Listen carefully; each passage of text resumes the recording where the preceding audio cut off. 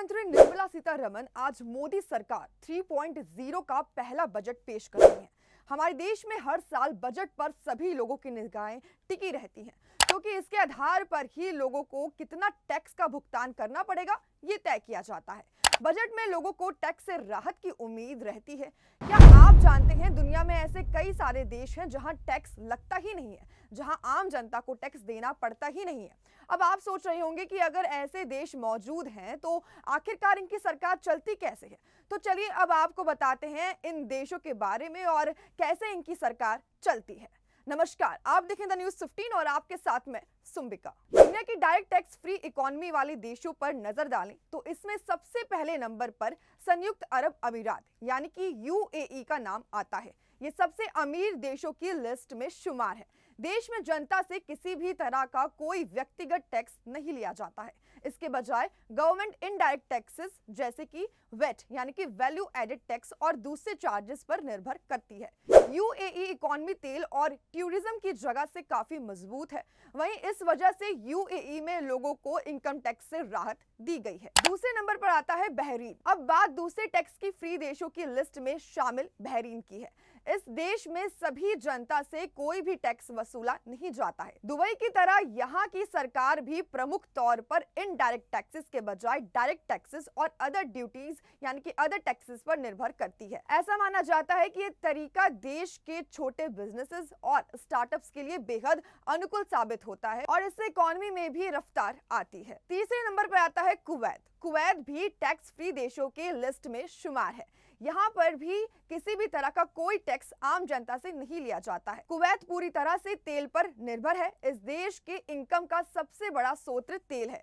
यहाँ पे जनता से एक भी रुपए टैक्स के तौर पर नहीं लिया जाता है। दरअसल इसके पीछे का कारण की बात करें तो कुवैत की इकोनॉमी में सबसे बड़ा हिस्सा ऑयल एक्सपोर्ट से ही आता है, जिससे सरकार को डायरेक्ट टैक्स लेने की कोई जरूरत नहीं होती है। ये मॉडल अपनाने के बाद टैक्स फ्री कंट्री होने के बावजूद भी कुवैत एक समृद्ध अर्थव्यवस्था के तौर पर उभरा हुआ है। चौथे नंबर पर आता है सऊदी अरब। सऊदी अरब भी ऐसा देश है जो अपनी जनता से इनकम टैक्स नहीं लेता है। मतलब इस देश में भी लोगों को अपनी कमाई का एक भी हिस्सा टैक्स के तौर पर खर्च नहीं करना होता है। हालांकि इस देश का व्यवस्था मजबूत है और इससे प्राप्त होने वाले पैसों से इकोनॉमी को बूस्ट मिलता है और इसकी गिनती भी समृद्ध अर्थव्यवस्थाओं में की जाती है। पांचवें नंबर पे आता है द बहामास। टूरिस्ट के लिए जन्नत कहा जाने वाला ये देश द बहामास वेस्टर्न हेमिस्फीयर में स्थित है। इस देश की खास बात यह है कि यहाँ रहने वाले नागरिकों को इनकम टैक्स नहीं देना पड़ता है। इसकी कमाई का मुख्य जरिया है टूरिज्म।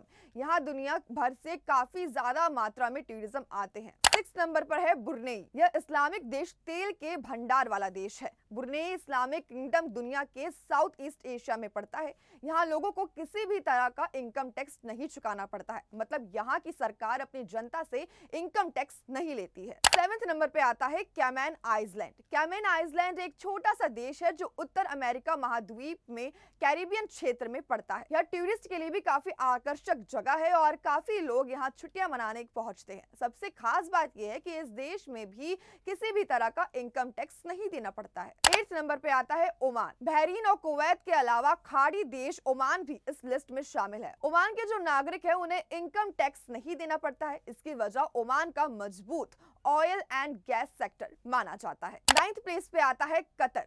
ओमान, बहरीन और कुवैत की तरह कतर का भी ऐसा ही हाल है। कतर भी अपने ऑयल सेक्टर में काफी मजबूत है। ये देश बेशक छोटा है लेकिन यहाँ रहने वाले काफी अमीर है। यहाँ पर भी इनकम टैक्स नहीं वसूला जाता है। 10th नंबर पे आता है मोनाको। यूरोप स्थित मोनाको काफी छोटा सा देश है। इसके बावजूद भी यहाँ के नागरिकों से भी इनकम टैक्स नहीं वसूला जाता है। यह देश भी अपनी इकोनॉमी को काफी मजबूत बनाए हुए है। 11th प्लेस पे आता है बरमूडा। नॉर्थ अटलांटिक ओशन में स्थित ब्रिटिश टेरिटरी बरमूडा अपने गुलाबी रेतीले समुद्री तटों और जीरो इनकम टैक्स के लिए जाना जाता है। बरमूडा की आबादी सिर्फ 64,000 है। यहाँ किसी को भी परमानेंट सिटीजनशिप नहीं दी जाती है। लेकिन अगर आप द्वीप पर जाना चाहते हैं तो आप शॉर्ट टर्म परमिट विजिट के साथ 6 महीने तक यहाँ पर रह सकते हैं।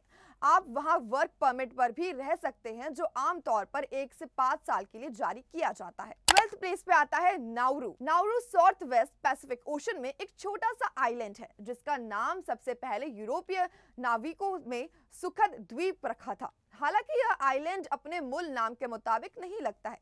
ज्यादातर लोग नाउरू को सिर्फ इसके हालिया मीडिया कवरेज के लिए जानते हैं, क्योंकि यह शरणार्थियों के लिए controversial Australian run detention camp का स्थान है, जबकि नाउरू में कई अट्रैक्टिव फीचर्स हैं जो उसके दूसरे पैसिफिक आइलैंड के मुकाबले विजिटर्स को आकर्षित करती है। लेकिन द्वीप के फॉस्फेस्ट माइनिंग इंडस्ट्री ने इसकी अर्थव्यवस्था को नष्ट कर दिया है। हालांकि यहाँ टैक्स नहीं वसूला जाता है। 13th नंबर पे आता है सेंट किटिट्स और नोविस। अगर आप आसानी से टैक्स फ्री नागरिकता हासिल करने के लिए कोई जगह तलाश रहे हैं तो सेंट किटिट्स और नोविस से बेहतर जगह कोई नहीं है। यहाँ आप निवेश के लिए जरिए नागरिकता हासिल कर सकते हैं। इसके अलावा भी नागरिकता हासिल करने के लिए कई और विकल्प है। यहाँ निवेश द्वारा नागरिकता के 2 विकल्प है। पहला विकल्प ये है कि आप यहाँ की सरकार के विकास कोष में $2.5 लाख फंड दे या फिर सरकार द्वारा स्वीकृत रियल एस्टेट परियोजना में कम से कम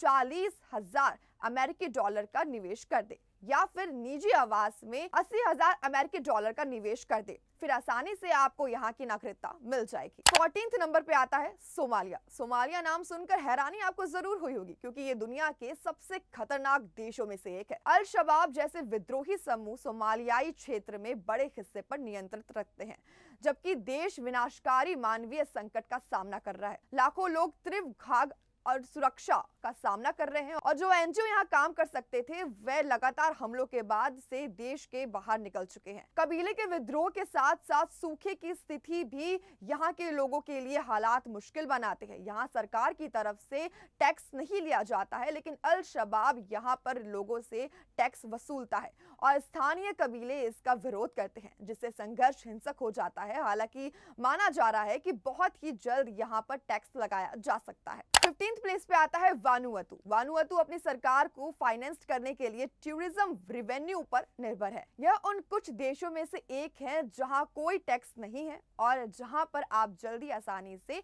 सस्ते में दूसरा पासपोर्ट प्राप्त कर सकते हैं। 2015 में वानुअतु में आए डिवास्टिंग साइक्लोन के बाद इसकी सरकार ने नुकसान की भरपाई के लिए धन जुटाने में मदद करने के लिए नागरिकता द्वारा निवेश कार्यक्रम को फिर से शुरू किया है।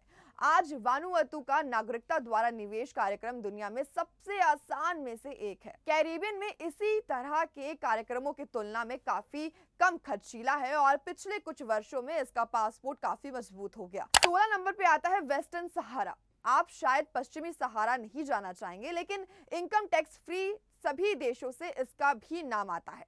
पश्चिमी सहारा, जिसे साहवारी गणराज्य के नाम से भी जाना जाता है, यहाँ टैक्स नहीं लगता है। लेकिन फिर यहाँ की सरकार कैसे चलती है, ये अभी भी एक रहस्य बना हुआ है। हालांकि यह तकनीकी रूप से एक विवादित क्षेत्र है, लेकिन वर्तमान में 36 देशों ने इसके साथ संबंध बनाए हैं और इसे अफ्रीकी संघ के पूर्ण सदस्य के रूप में मान्यता प्राप्त है। इसकी टैक्स फ्री स्थिति काफी हद तक एक रहस्य है।